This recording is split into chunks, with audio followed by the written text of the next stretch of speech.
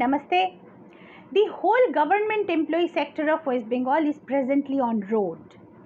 The teaching job aspirants are sitting on road for more than last 550 days, while from last to last week, the government employees also have come on road in demand of their dearness allowance. West Bengal government is paying its employees without dearness allowance, while there is no legal provision of remitting salary without dearness allowance, and salary without dearness allowance is no salary at all. While the Calcutta High Court has unambiguously stated that dearness allowance is the fundamental right of the employees as per Article 21, and fund crunch can be no excuse of the government, and in requirement, the government of West Bengal would have to liquidate its assets to pay off the due dearness allowance of the employees. The government of West Bengal remained stubborn and didn't remit the due dearness allowance of the employees.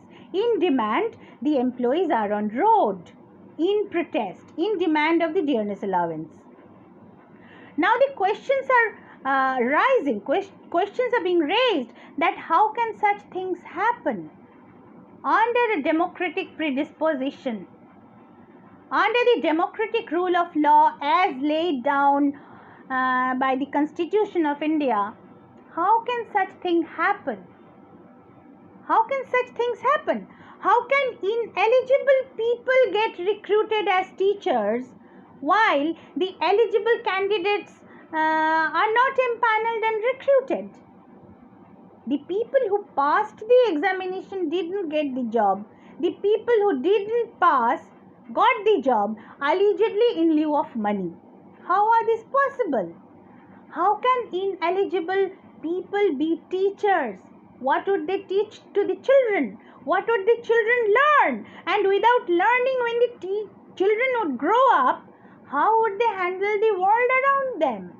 What type of citizens would they be? How are all these possible in a democratic predisposition, and that too the democracy of India? India, said to be the mother of democracy from the time of Shorosh Mahajanapad. How is this possible at all? How is this possible that the government employees are being paid without dearness allowance? But all these things are being possible in West Bengal.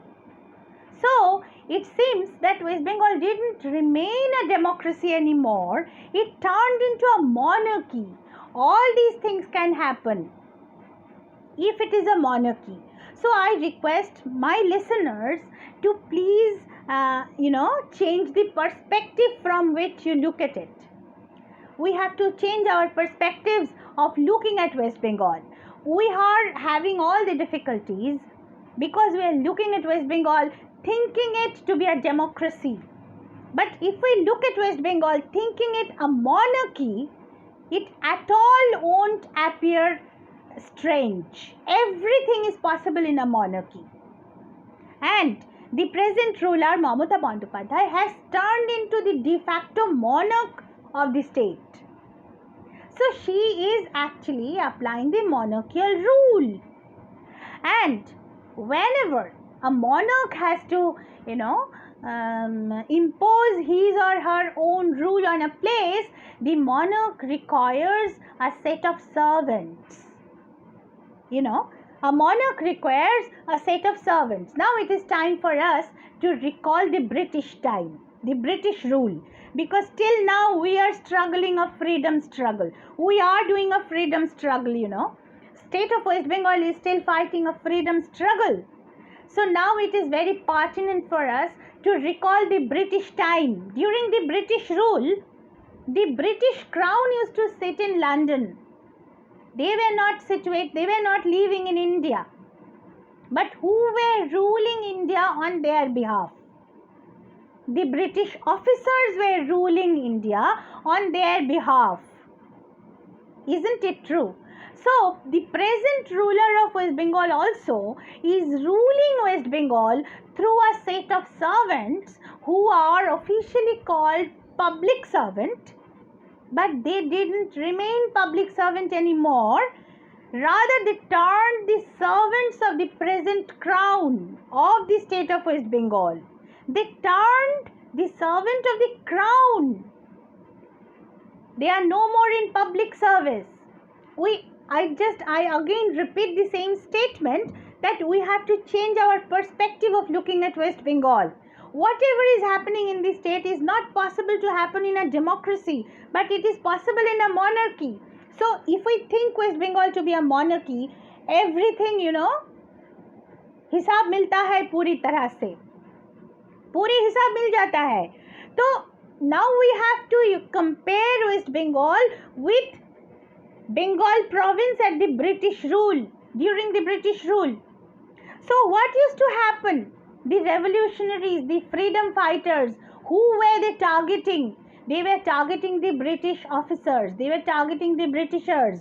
Someone in the House of Lords in England is stating in the some lord of Britain is stating in the parliament that in Bengal the figure for 1929 was 8, for 1930 34, and for 1931 up to the end of August 51.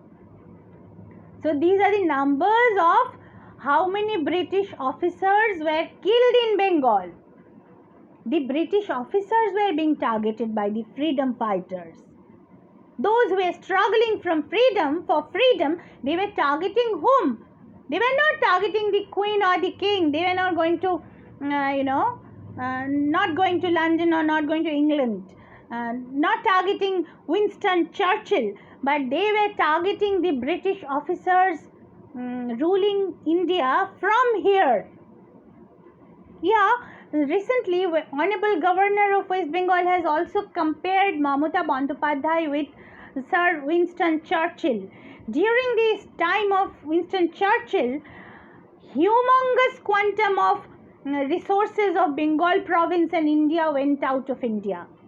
As a result, in 1943, infamous Bengal famine, arguably the worst genocide mankind had ever seen, was resulted. The agro resources of the Bengal province was going out to feed the British army in the World War II. But in reality, the agro resources were being drained out of India, not only to feed the British army, but also to fill up the British, treasury.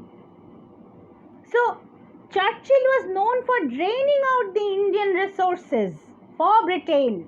Similarly, at the present time also, at the time of Mamata Bandyopadhyay, the resources of Bengal is going out of West Bengal. The coal, the sand, the stone, the kettles, they are going out of West Bengal, going out of India.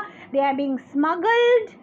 Even rice has been reportedly smuggled at a lesser price to whiten the money, black money generated from kettle smuggling. This has been reported. This is there in public domain.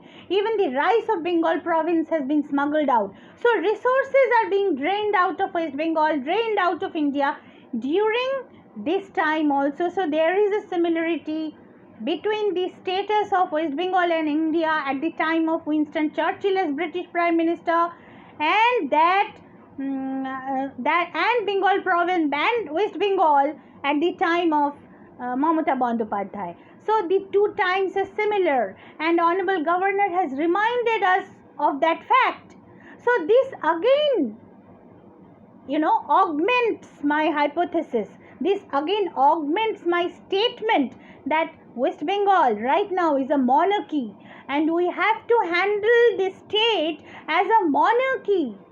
And that is the reason why those who are protesting, those who are, demonstrating peacefully, those who are giving deputations, those who are calling names of Mamata Bandyopadhyay, I request them, all of them, instead of calling Madam Mamata Bandyopadhyay, please call the name of the officers through which Mamata Bandyopadhyay's monarchical rule is imposed upon all of us. The Britishers, the British crown was ruling through British officers, and Mamata Bandyopadhyay is also ruling through the state cadre All India Services officers. The officers who are drawing salary with dearness allowance as per AIC pin as remitted by the government of India. But while remitting to the employees of the government of West Bengal, they are not remitting the dearness allowance as per AIC pin. And both these people are operating in the same market. While a set of people are getting the salary, the due dearness allowance, while the other set of people are not getting it, the discrimination that is being created and the disbalance in the market that is being created, no one is addressing those facts. This is possible only in an oppressive monarchy, and a monarch always needs servants to the crown. And in this case, the state cadre, all India services officers are those servants who are imposing the monarchical rule on the people of West Bengal. So those who are demonstrating, those who are protesting, those who are giving deputations, may please change the direction of their protest from the side of Mamata Bandyopadhyay towards the side of the officers. If we really look at things properly, then we would find that all the financial irregularities, all the scams, and all the anomalous activities, the financial anomalies have happened in the time of 2012 to 2020, while the finance secretary was the person who is the present chief secretary of West Bengal. And how could all this happen? Because had he really been a public servant, had he really acted upon the constitutional dictates, how could all those things happen? Definitely, it has been done by the instruction of the monarch. But in a monarchical rule, it has been, our predecessors have shown us the path. Even during the British rule, the officers were targeted, not the crown. Similarly, for now, for us, at this point of time, the people who are protesting peacefully may change the direction of their protest from the monarch to her servants. And that is my point.